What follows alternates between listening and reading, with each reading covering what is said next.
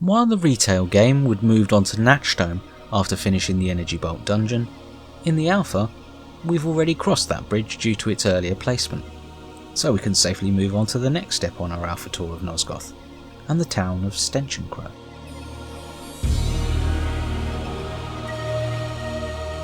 Like other areas, the layout of Stensham Crow remains quite similar to that seen in the retail version. It remains a walled town with an eastern trail which bypasses the main area of the town. However, many of the features around it change subtly, such as the Alpha version having more grass areas than the muddy trails seen in retail.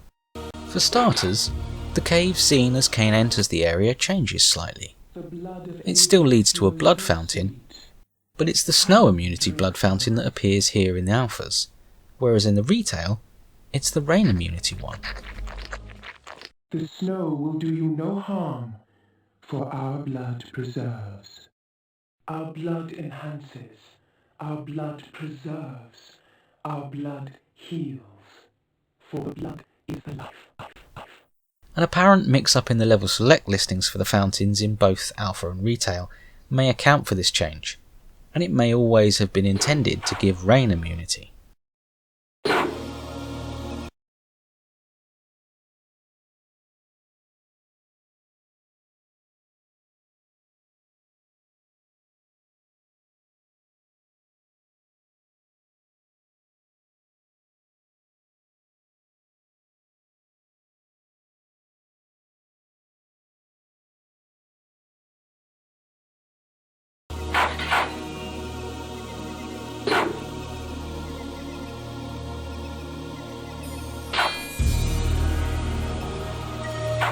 Following the trail round leads to a fork on the southwest corner, where one path goes off the map.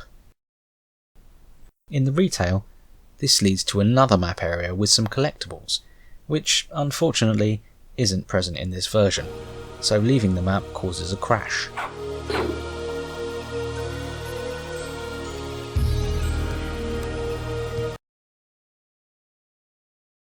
Going further up this trail, and in retail there's another opportunity to go to a different part of that other map area containing a bat beacon.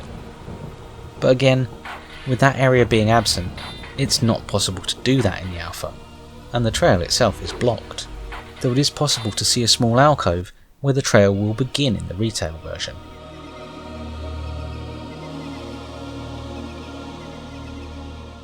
Another area that is lacking in this part of the map is the secret cave next to the trail.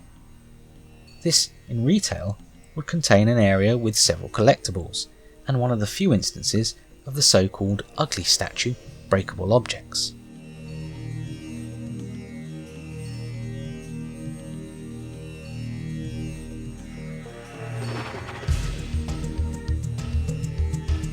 Neither the area nor the cave itself appear in the Alpha, although the map tile code is reused for a different interior room, suggesting it was adapted somehow.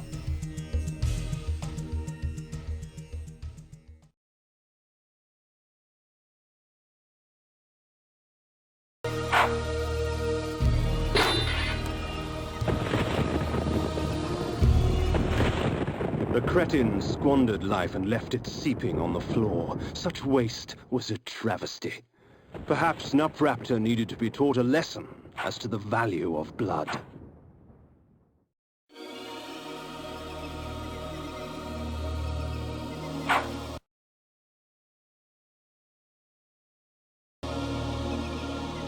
The town of Stensham Crow itself keeps much of the same layout, with only a few minor differences apparent, such as turret size, rocks missing, and the notable absence of Urmok the Mad. One especially noticeable mistake is the inability to walk across to the western half of the town, which will be fixed by later builds. The interiors are again much the same as the retail version. The southeast house has additional tables and beds, and also some grander four-poster beds.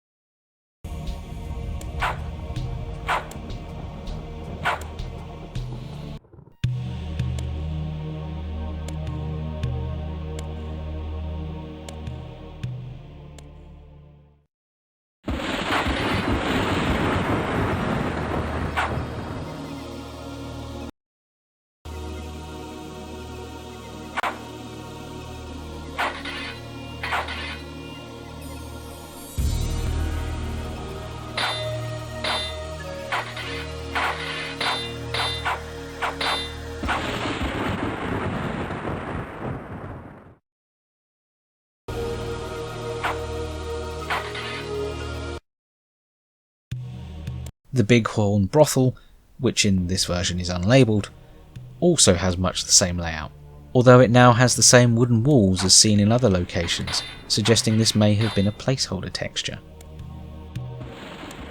The interior has a few changes, with retail having more beds and barrels, but removing some of the features seen in the alpha, such as the additional chairs, statues, and some of the implements in the torture room.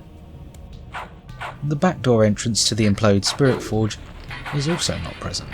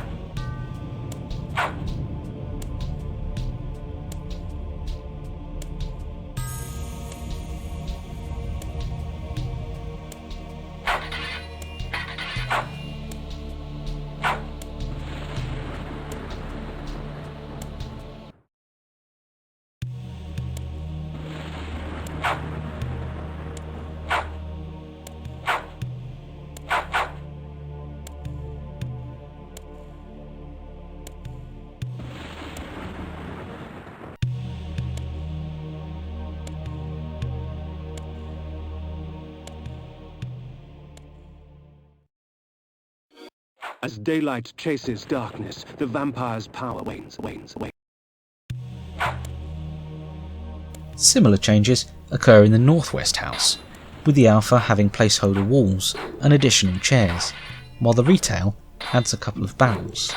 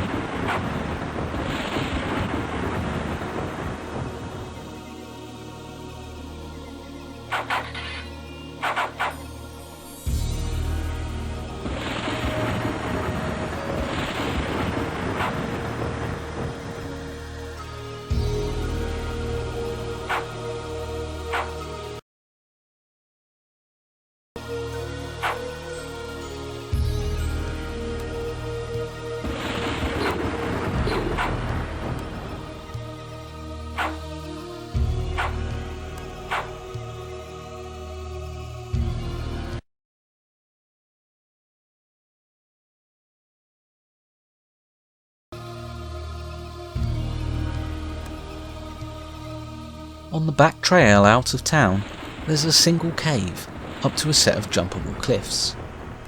The cave is present in both versions of the game, and both lead to the implode Spirit Forge. The only real difference here is that, like the other Spirit Forges, the alpha uses a square entrance room, whereas in retail it's a longer corridor. Beyond mortal dreams, in exchange for a sampling of your blood. The wraithsmiths forge their items with forfeit souls.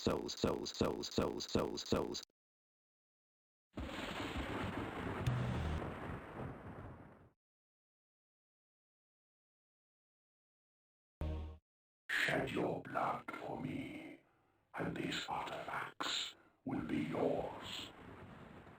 Of all the methods I employ, this is perhaps the cruelest, causing my victim's body to shrink on itself, crushing bones and rupturing organs till the pressure inside bursts the sack of fleshy skin, spraying its contents for all to see.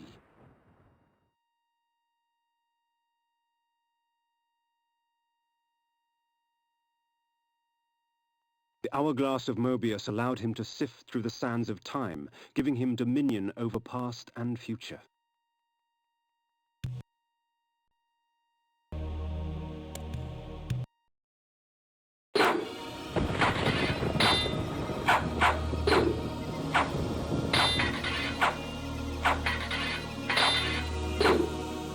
Continuing along the trail passes another area where the alpha is missing signposts, and on to the next town, Vasubundt.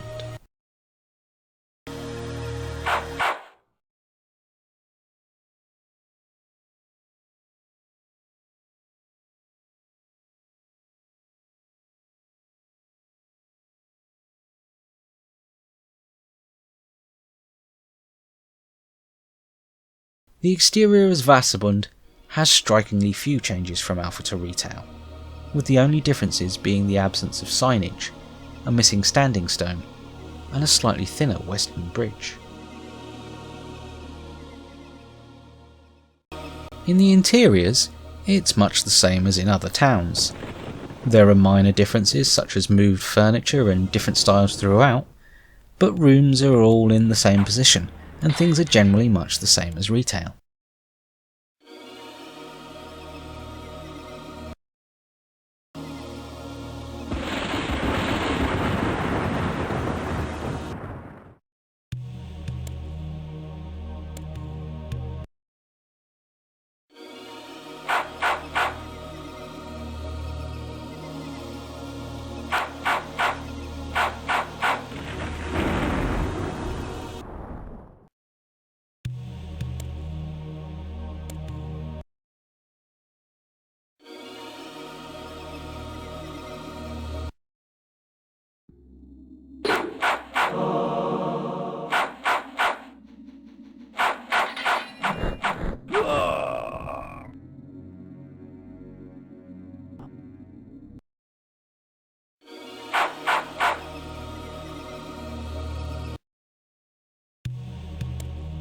The tents outside the town are the same.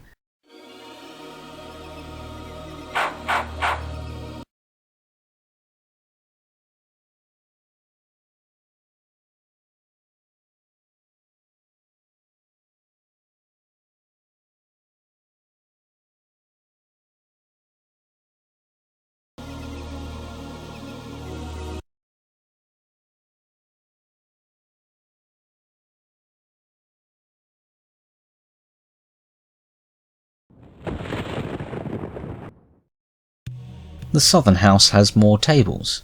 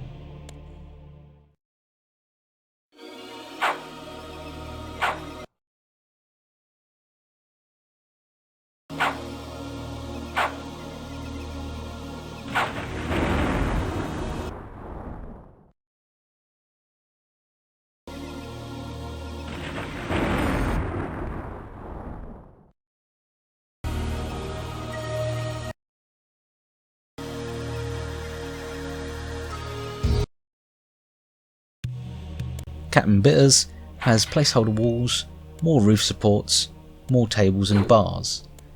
Its contents will be cleared and beds added for Retail.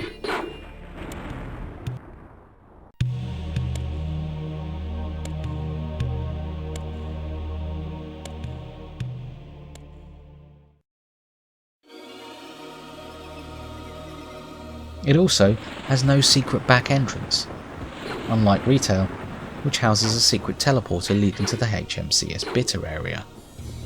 That location does not exist in the Alpha, and its place in the map tiles is taken by the early cemetery crypts.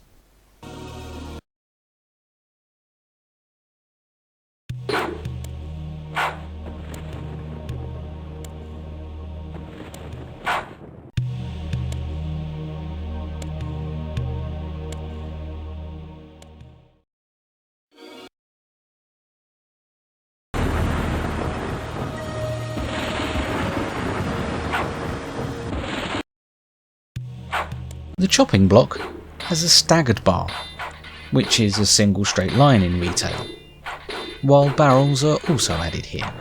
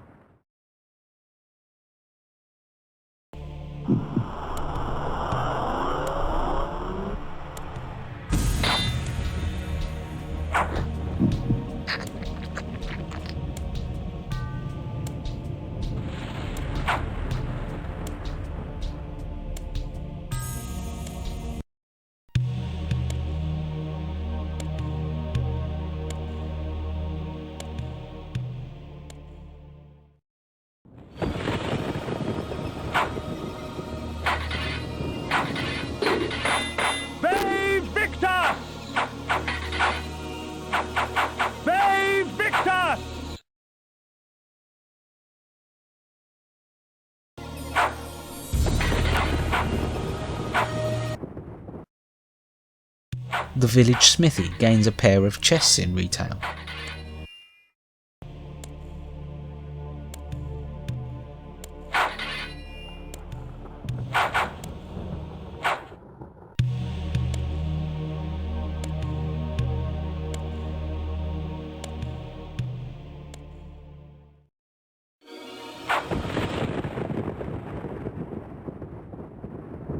The house in the centre of the north is missing its standing stone blockage and has a sign indicating a pub.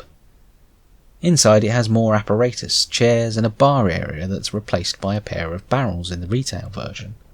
The back door to the Putress Spirit Forge is missing.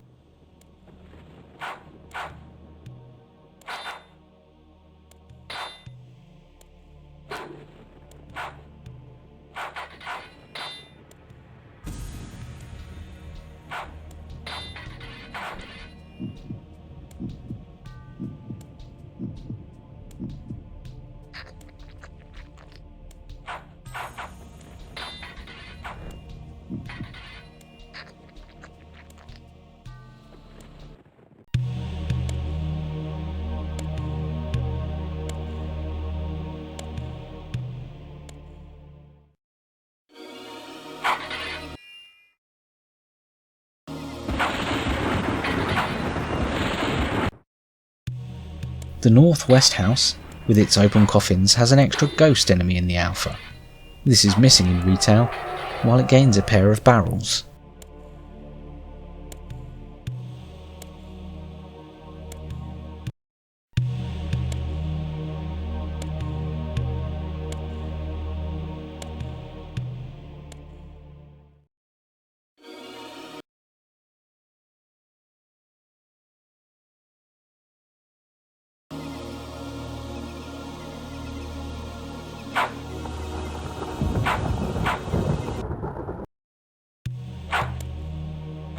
The central western house loses a shield and gains a chest between builds.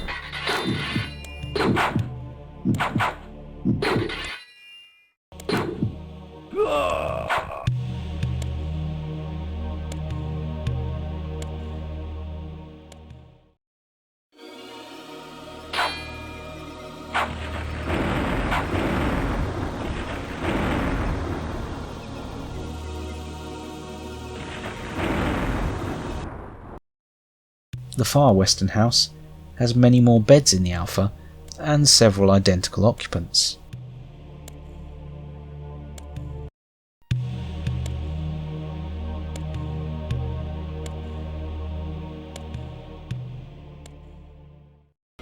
Other changes in the area include missing signposts in the alpha and an open door on an inaccessible house in the far east. Nothing can be accessed inside, and the door is ultimately closed for later versions.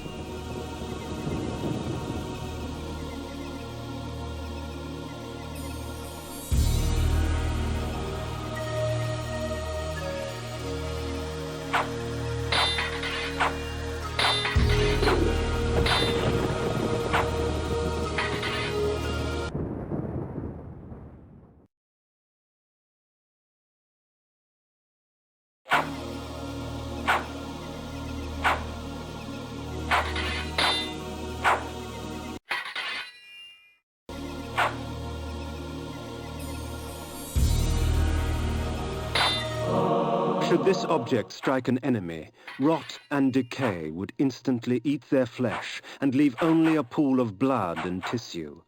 For a time after, the toxins are still active and therefore lethal to the touch. The trail to the north leads on towards Korhagen, but the trail to the west leads towards our next location, Naprata's Retreat.